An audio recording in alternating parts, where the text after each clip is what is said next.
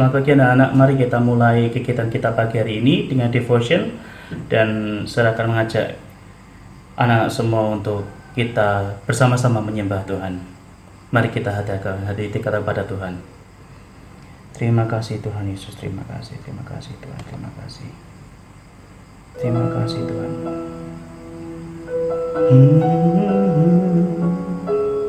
Terima kasih Tuhan Yesus, terima kasih.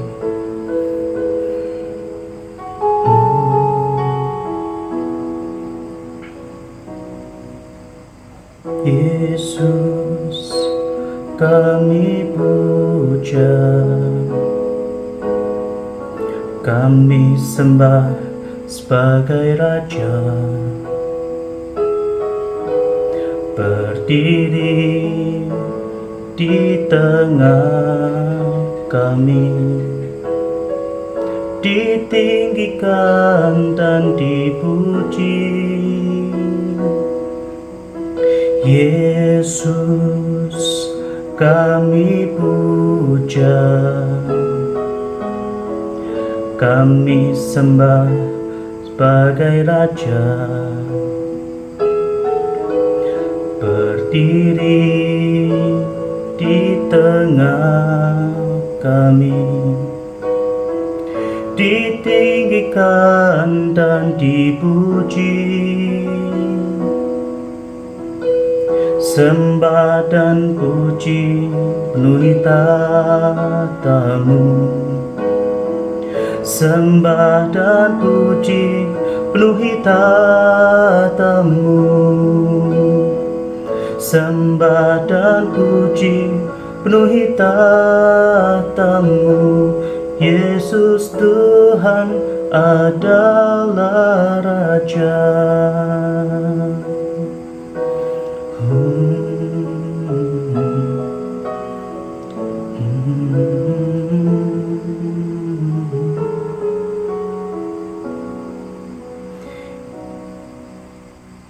Yesus, kami puja,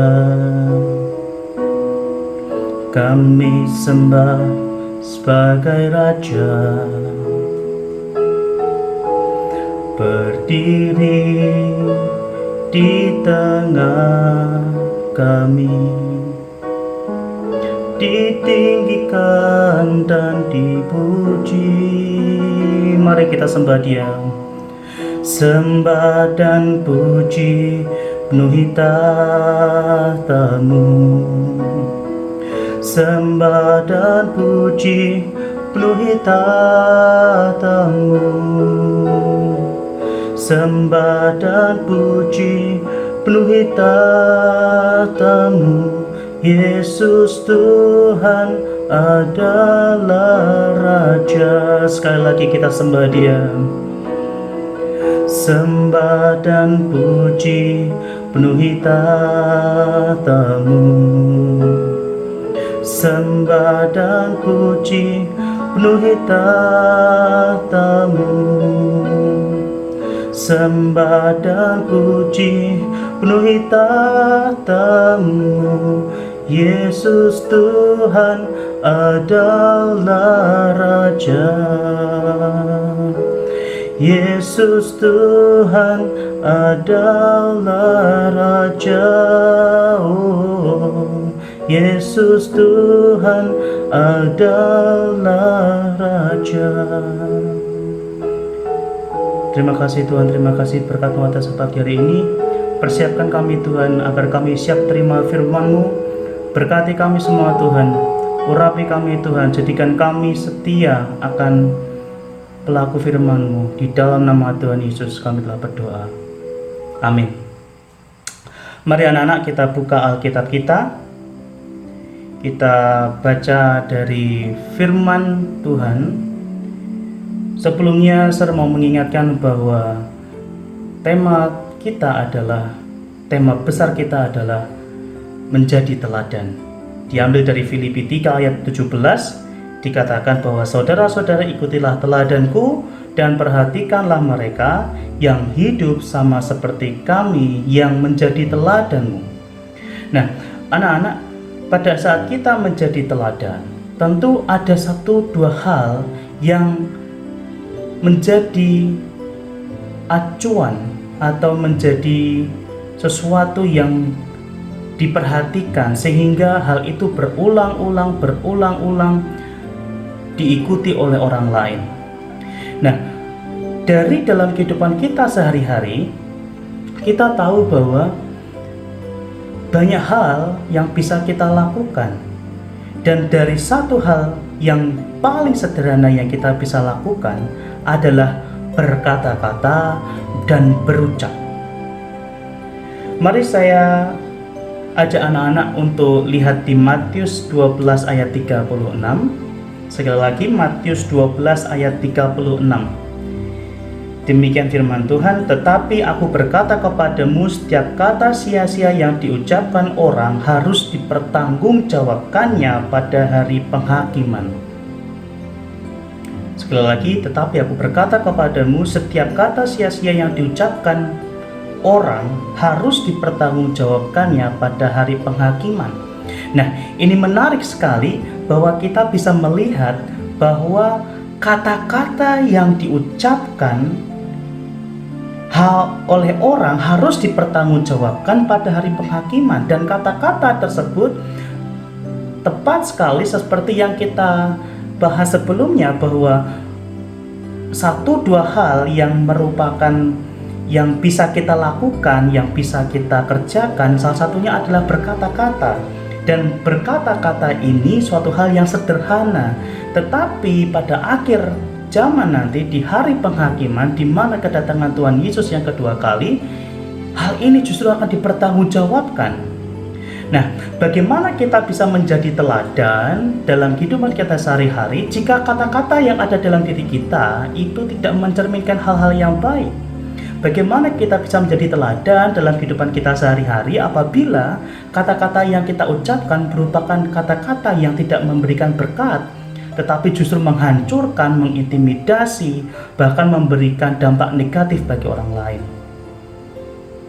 Bukankah sebaiknya kita mengucapkan syukur, kita selalu berucap syukur kepada Tuhan, dan itu adalah sebuah tindakan positif yang bisa kita lakukan.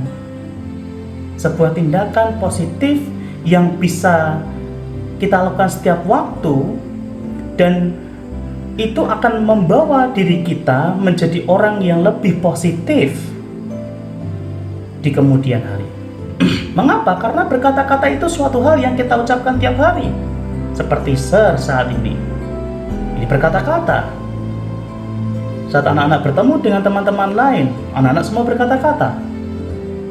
Jadi berkata-kata atau mengucapkan sesuatu itu sesuatu hal yang sederhana, suatu hal yang simple. Tetapi perlu perhatikan bahwa di sini dikatakan bahwa kata-kata yang sia-sia yang diucapkan orang harus dipertanggungjawabkan pada hari penghakiman. Jadi oleh karena itu kita harus berhati-hati dengan kata-kata yang kita ucapkan. Karena kata-kata yang kita ucapkan meskipun itu sederhana, belum tentu buat orang lain itu sederhana. Kata-kata yang kita ucapkan belum tentu itu memberkati. Bisa saja kata-kata tersebut justru dianggap sebagai sebuah kutuk, bisa dianggap sebagai sebuah hal yang negatif, merendahkan orang lain juga bisa. Oleh karena itu, alangkah lebih baik kita mengucapkan hal-hal yang baik, hal-hal yang positif, dan salah satunya adalah dengan cara bersyukur. Bagaimana kita bisa bersyukur keadaan seperti ini? Kita di tengah-tengah pandemi, keadaan yang serba, kita bisa melihat bahwa di berita begitu banyak hal-hal yang kita dengar. Ya boleh saja orang berkata-kata seperti itu, tetapi saya mengajak kalian semua untuk melakukan sebuah gerakan yang berbeda. Banyak sekali orang-orang mereka meramalkan tahun 2021 penuh dengan ini dan itu. Banyak orang yang mereka berpikir bahwa di tahun 2021 akan terjadi banyak bencana. Mereka akan berpikir bahwa 2021 merupakan tahun yang penuh bencana. No, jangan lakukan seperti itu. Jangan lakukan. Alkitab berkata bahwa kata-kata yang sia-sia diucapkan orang harus dipertanggungjawabkannya pada hari penghakiman. Jika kita mengucapkan hal-hal yang seperti tadi, seperti sebuah ramalan, seperti sebuah ucapan masa depan yang memberikan dampak negatif, seakan-akan kita tahu masa depan, padahal sesungguhnya masa depan itu ada di dalam tangan Tuhan. Dan barang siapa orang percaya, mereka akan hidup berkemenangan.